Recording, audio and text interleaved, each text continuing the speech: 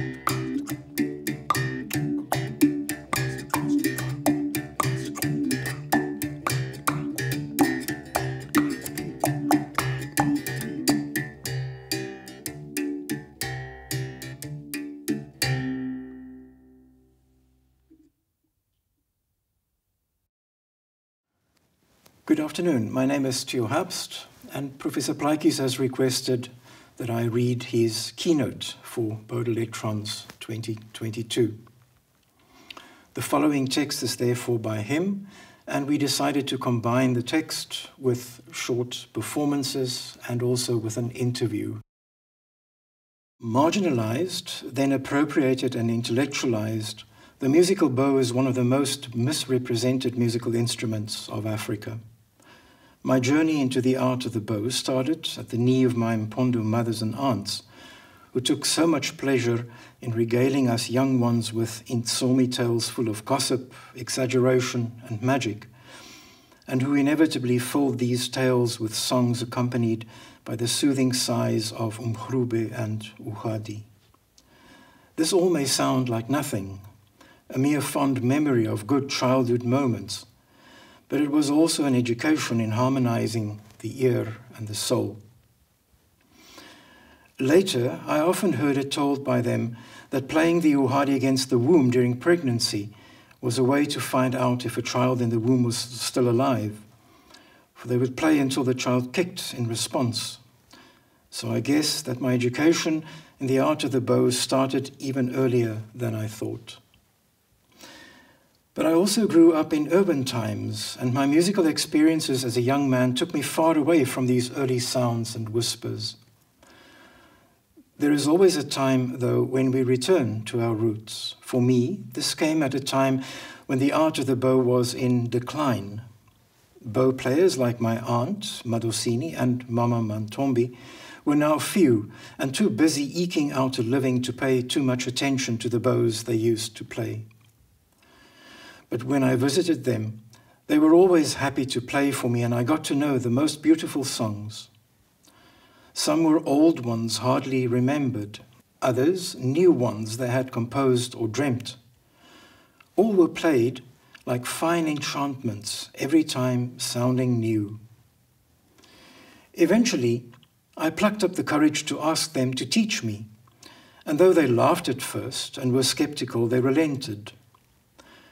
Over 10 years, they taught me more and more, and I remember that they shook their heads quite often, but that there came a day when they smiled and said, "Yes, now you are an Umgrube player." That was my real university degree. What I learned in those years became my base for further explorations, listening to bow players from many other traditions, collecting a range of bows and trying them out my way, in Xhosa style mostly, but sometimes more adventurously. I sought out every opportunity to learn, not as an expert, but as a perpetual beginner, painfully aware that one can never know enough about the bow. Huansi San musicians, for instance, have their own deep songs to render on their Nao bows. Venda Chizambe bow players have unique finger pattern techniques that I had to learn from scratch. New playing techniques, new songs, and new insights are not gained in one day. At some stage, I started to make my own bows, experimenting with various woods and varieties of strings and different bow shapes. Each such experiment was a discovery that taught me a bit more about the history of the bow. Out of the original hunting bow came many transformations, and they were not haphazard. If you push the shape of the bow just one step too far, or use a wood for the frame that is just one density too hard or too soft, your wannabe bow becomes a different instrument that requires a different playing technique. The art of bow making is as subtle as the art of bow playing. Before our times, bows had migrated all over Africa, and cousins of the Uhadi and Umgrube can be found as far north as Mali. All these bows have unique designs for good musical reasons. They each speak a different tonal language and grew into their own under the auspices of dissimilar listening habits, customs, and songs. All these experiences won the hard way are what inspire me, and my concern is how to teach younger generations to hear the bow. We have all become so accustomed to the bling-bling of Google culture that we no longer listen in depth. Out of touch with the art of our elders, we are quick to pick up a bow, to hastily display a trick or two, and then move on. Now I'm going to play this instrument. This is one of the oldest African instruments that came from the San people. Because when you look at the instrument, it's a bow and the arrow. And the stick is very hard for the sound of for the sake of the sound that I'm going to produce, because I cannot produce in a lighter stick. But this one is a bit hard, and it's got lots of overtones and harmonics.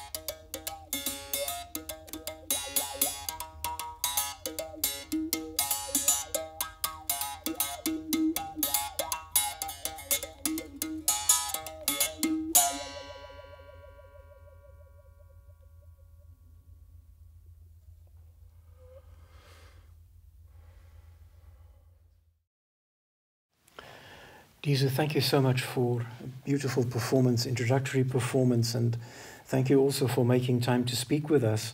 I would quickly like to address two questions to you. I'm interested to know more about your activities as instrument builder, instrument maker, sort of constructing musical bows. How do you go about this? The likings of this, for me to start making, it was through my aunt. When she came from the Eastern Cape, about 20 years ago, when she came, she had no instrument, and then I wanted to record, here, and then I had to make the instrument in front of her. Then she was correcting me, said that you do that, because I was not using a tuning peg at first, especially with the bows. And it's so interesting in a way, because once you build one instrument, you want to know the other one. All these, especially the bows, because the bows, not many people are making the bows, especially once people are far from the sand people and they don't always see the sand people and talk to them and interact with them, you happen not to see how they make the instrument. But I, for one, I started to sing only to the sand people when they are making the instrument, only in Tsumkwe. The only time is when they are playing, that's it. And I found it very interesting, because also even the young children, it attracts them when you make the instrument, especially once you finish it. That's when now the love and the whole heart start to open up to the kids, saying that, oh, I wish I could play this instrument. So apart from that, it's an instrument, it's something that one would think and dream about it, because it's something new and unusual, especially to the young generation. Wonderful. Let's continue on this topic of the young generation, up-and-coming performers, instrument builders. How do you gauge the future of the instrument, and also the repertoire of the instrument, the repertoire performed by performers on the bow? Really, the future of all these instruments relies to the children, especially this generation. And these instruments are not instruments whereby you can just wobble and do whatever and you think that you know the instrument. You've got to learn constantly and you've got to understand. But first of all, each and every instrument, you've got to have a technique of playing before you start playing a song. Because you might think that you've got the technique, and then when you have to apply and play another song, it becomes different, because we haven't learned the right technique of playing the song. And especially with the bows, with the bows, because when you close, you've got to close according to when you open and close, it must go together. It mustn't go da, da, then it's going to be very difficult to sing and to play a song. So you must always adjust up until it relates from one another, the sound. And the children, really, they need to be taught how to play these bows. Because I found it very interesting. I found so many things in this one string, in two fundamentals. I found it so many things happening. Even the music of today that we are playing, that come from, which we call it maskanda, if you listen very carefully to this instrument, you find that you hear that. It's only that the clever people, when they took the guitars and so on, they imitated the sound of these bows, of which we were never there when they were doing that. So what I would like to say, with the future of the children with these bows, if they could start learning musical instruments from the bows and they move forward, I think that they will have a more understanding of the instrument, and they will know also how to take care of the instrument. Because this instrument, you can see, they are very fragile. One has to take care of it, and so on and so on. But, Sir Herbst, what I also like to say lastly about these instruments, when you look at them, they look very simple. Very, very simple. It's like one could just take an instrument and start playing. But, man, there are lots of work that one has to do, So that is why now the children must not think that and ignore this and so on, because most of them, once they are being asked to go and do a recording, they think that's all it is. I can take this instrument and just, play. but we want to hear the whole beautiful sound of the instrument, just like the same people were playing this instrument. Yes. Towards nurturing community performing arts. For community performing arts to be nurtured requires a shift from preservation to sustainability. My initiatives in the Eastern Cape Province, for instance, are aimed to stimulate discussion in conjunction with elders and local communities on how to sustainably pass on the performing arts of the region. A starting point is to break away from the traditional categories of traditional and popular performing arts and to redefine these performing arts within a new framework of regional performing arts. This may be rephrased as loosening the view of the performing arts that encloses them within traditional and popular categories and redefines them from a regional perspective. The notion is one of walking with community performing arts. Needless to say, a region like the Eastern Cape is a place where people live a present-day life in a contemporary society. Regions and their cultures are not monolithic and are fraught with various vulnerabilities such as population outflow. As social mobility increases at an accelerating pace, the old forms of local communities are undergoing major changes, and we are now in a transitional period in which we must search for new mechanisms for cooperative community building. A major shift in thinking is needed in the transmission of traditional performing arts. The attrition of traditional arts, such as bow playing, is a matter of lack of successes and perceived relevance as elsewhere. Such a crisis of succession has become a familiar sight in many regions. However, it is not a matter of preserving the performing arts as good old things, so museum culture, nor of utilizing them for regional development or tourism, but of seeking a collective community motivating path. The idea is not to make it an issue only for a limited number of performers, but to inspire people living in a region, transcending their positions, to come up with ideas for the perpetuation of regional performing arts. How regional performing arts can be passed on to the future and to find their place in the context of a forward-looking contemporary society. The reason why it is necessary to do this is that, as they have in the past, local performing arts can have the power to restore the vitality of local communities themselves and help restore the spirit of people-to-people links. Now, the third instrument that I'm going to be demonstrating and playing is called umkhobe. Umkhobe is a Xhosa word. Many Xhosa speaking, they call it umkhobe because of the sound it makes. Because I'm bowing.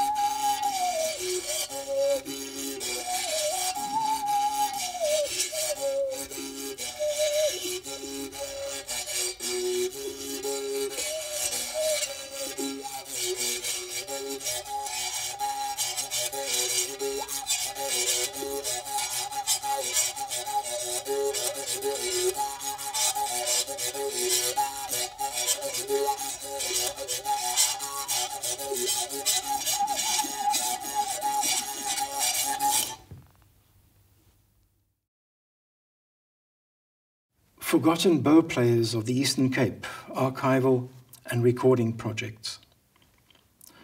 For this project, centered in rural Tsolo, Mpondoland, I collaborated with performers specializing in Umgrube and Uhadi bow songs and various rural dance song genres and dance styles. I am also interested in the ways in which these rural musical practices are transformed, adapted, and recontextualized in urban areas. Over time, I have extended the collection processes beyond engaging with and recording Uhadi and Umgrube bow players to include related instruments such as the Inkinge, Isitolotolo, Sengakuru from regions as far afield as Lesotho. I see all these instruments as members of a family tree rich in context and variation. Strictly speaking, to call the Forgotten Bow Players of the Eastern Cape a pure research, archival and recording project is a misnomer, for what I intend and how I engage with these forgotten mothers and elders of my community goes way beyond archiving. My concern is for the revitalizing of so-called traditional arts in a holistic context. I see interviewing, recording, and learning from older generations as a component in a process, that of planting the seed of valuing, nurturing, and ensuring continuity. In this context, recording and archiving is a keystone, for there is a need to make resources locally available and accessible, and, along with community leaders, I am working towards the establishment of such a resource center in Tsolo to make materials accessible at regional level. Now, I'm going back again to play the Umgrube.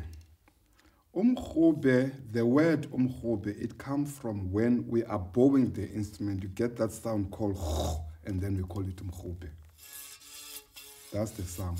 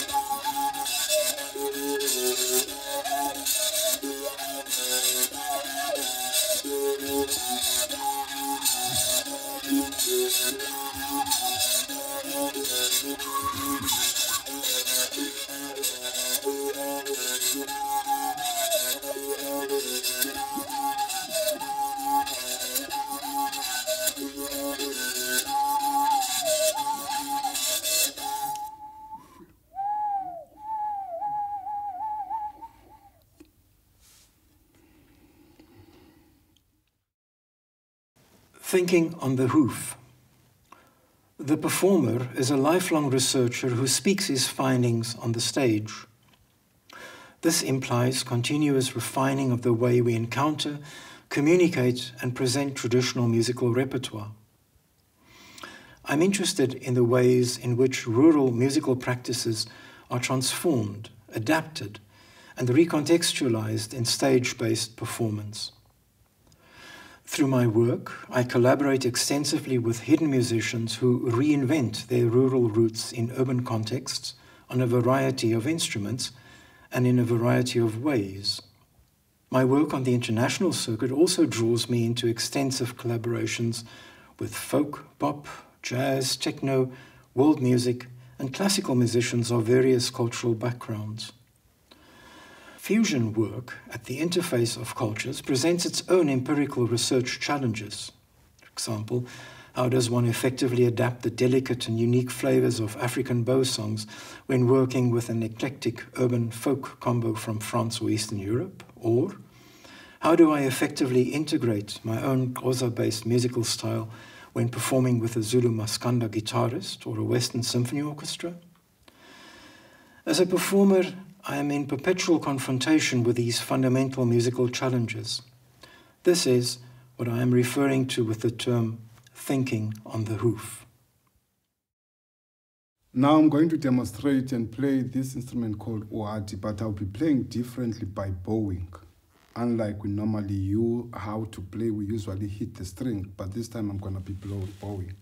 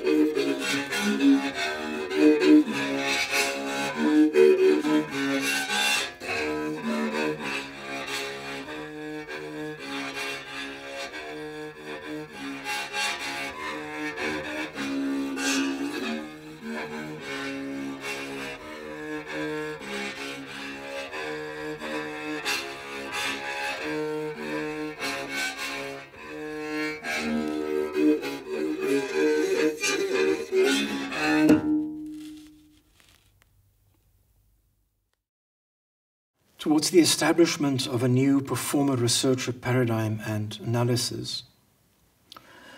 In the field of African music studies, the information-rich research narratives of musicology and the living musical practices of the musical performer continue to lead separate lives despite a century of nominal interaction. Thus, while the recent decades of scholarship in this area have significantly increased our understanding of Africa's musics, it still remains to be seen how all these new insights can be made available to the audience to which it really matters the most, the modern African performer. Our interest is in exploring the relationship between performance practice and research in order to formulate and explore a practical blueprint and paradigm for performer-researcher interaction, one that enriches both perspectives and can translate into new outcomes and discoveries for both the researcher and the practical performer. Performance research in this sense concerns itself with the articulation of models for the understanding of performance, i.e. how African music, both generally and in the specific, is imagined, conceptualized, created in the moment, and executed. To thoroughly document such processes beggars a new approach to musical study, one in which one of the cornerstones of ethnographic research, i.e. participant observation, needs to be redefined. Against this background, we aim to articulate a blueprint and approach that demonstrates the usefulness of conscious partnership and collaboration between researchers, performers, and performer researchers. Towards the dissemination of musical research, graphic scores and moment-by-moment animations are a key component in the development of a theory of music that does justice to music as dynamic space-time event. This can, in a major way, help us to connect the theoretician academic and the performer on the hoof improviser. Analysis and execution are, in ideal circumstances, one. The great performer-teacher in African and non-African music alike is in this sense closer to being the real academic, for he or she can reveal, convey, explain, and make tangible the incredibly subtle interweave of elements in a musical event, both by demonstration and explication. The creation of documentaries that combine performance footage, graphic animations of sound, gesture events, along with more conventional analyses, are more likely to reveal and make tangible the semiotics of the musical act and offer the possibility of analyzing the complex memes that constitute a musical performance in ways that promise to reveal more of what lies beneath the surface. We feel that the printed page communication formats usually found in publications and website databases are in many respects too remote from the reality of music making in Africa. Such abstract exercises neither do justice to nor serve the complex understandings embodied in the musical actions of African performers. As an alternative, we propose to generate materials comprised of performance footage, graphic animations of sound and gesture events in interactive multimedia articles with referential insets and cross-references that combine word, visual audio, graphic animation, and notational representations in novel ways. It is envisaged that such information-rich websites, if well conceived and articulated, can be constructed to be universally appealing and accessible across the social spectrum, and amongst others help break down the artificial divide between the non-academic performer and the academic scholar. This is the one place where the genuine alliance of performer and researcher could take us. Here's another instrument that called this one is called Chizambe. It's a beautiful instrument which got also the shape of the umkhube and uadi, but this one I'll be rubbing on the grooves.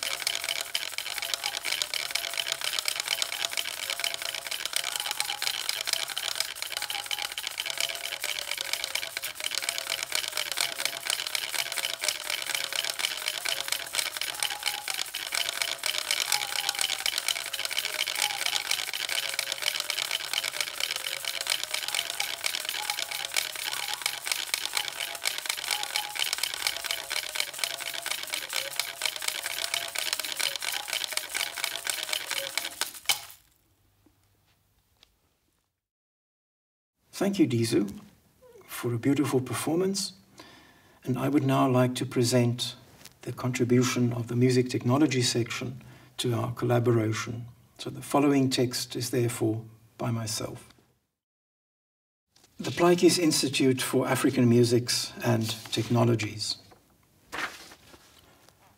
Central to the motivation for establishing an institute is the fact that, while vibrant theoretical, fundamental and applied research and performance nodes have been established in Africa, the continent tragically has also witnessed the accelerated over-commercialization of her heritages, often at the hands of unscrupulous, thriving agents.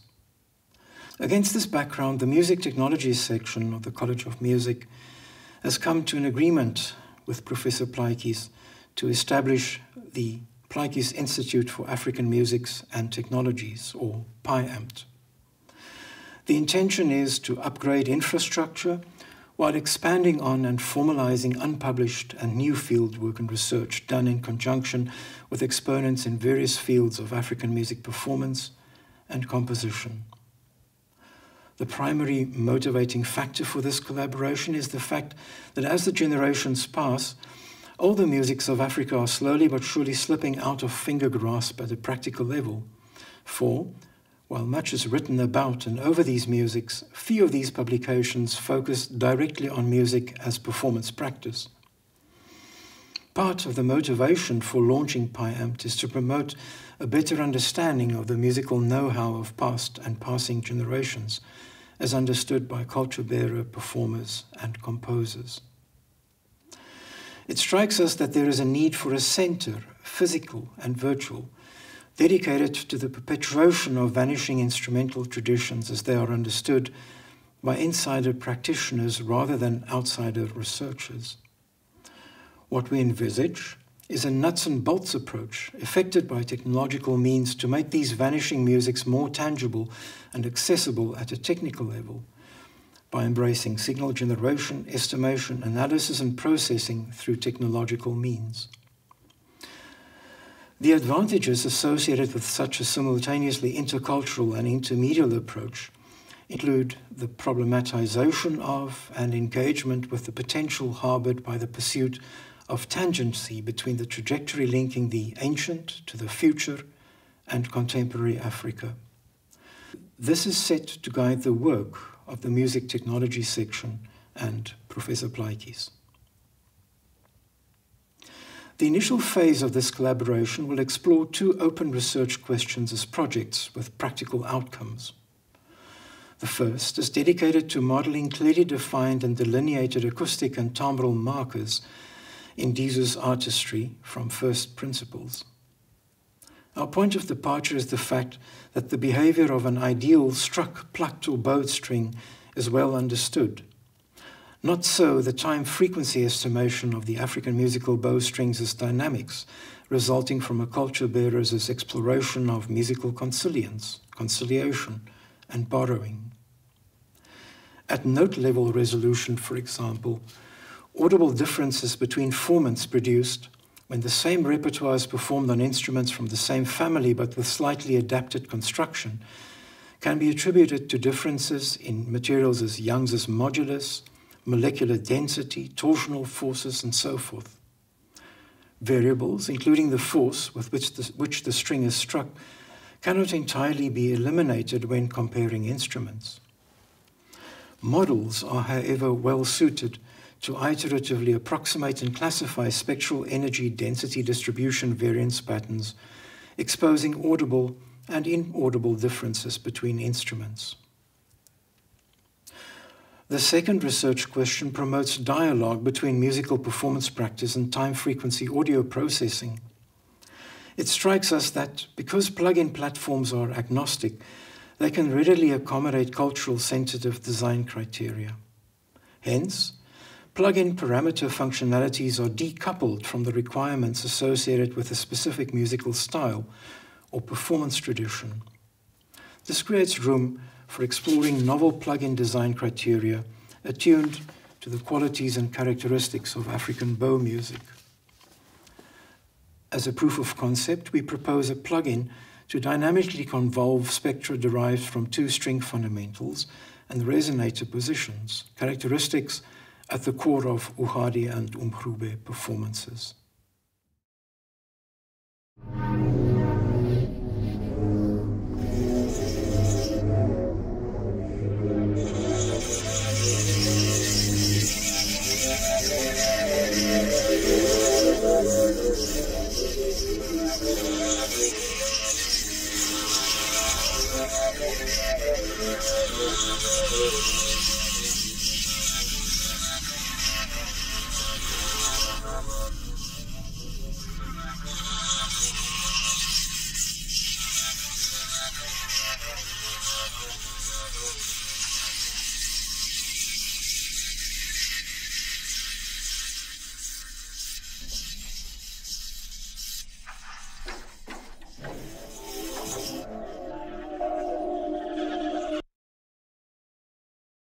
The following series of slides provides some more background information on PyAmt and also illuminate the structure that we envision for the collaboration.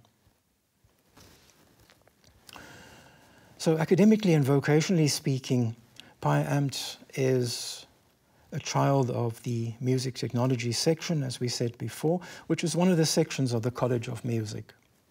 The section is engaged in a number of projects or derives a number of projects, and these include a yearly symposium or festival and symposium called Both Electrons. We are establishing exchange programs and partnerships with at least 2 universities in Europe. We're also busy developing a CD label called SACM Productions, and every now and then our music technology ensemble is active and performs classics of the 20th century. On the next slide, we can see where PyAmt will be located in parallel to a number of initiatives at the College of Music, which is part of the University of Cape Town.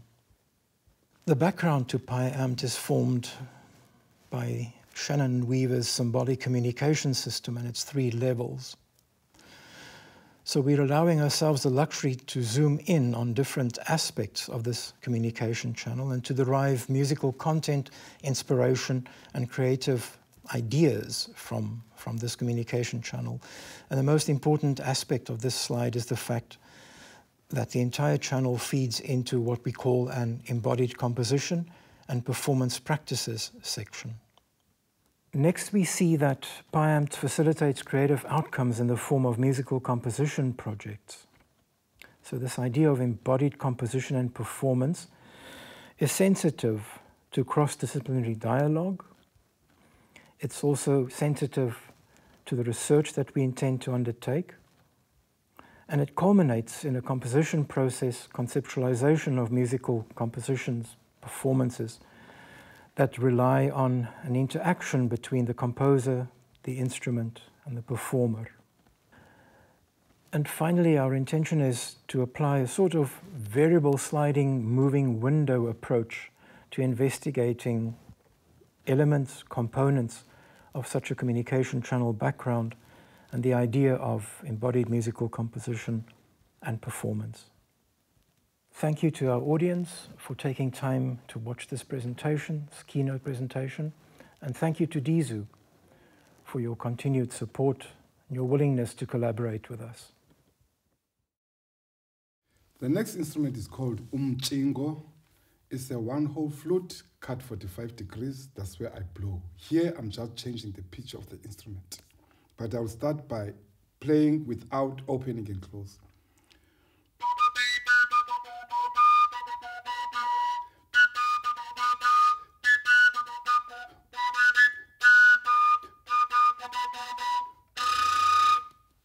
Now the actual playing.